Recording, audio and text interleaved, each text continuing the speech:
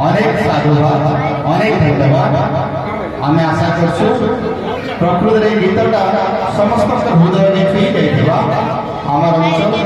आमर संस्कृति आमर भाषा गोटे सुंदर गीत गोटे सुंदर भजन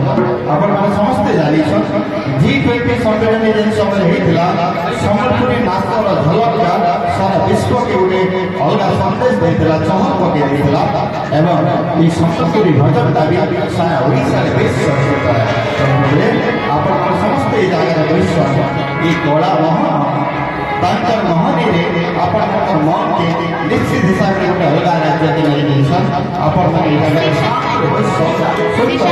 श्रवण कर परिवेश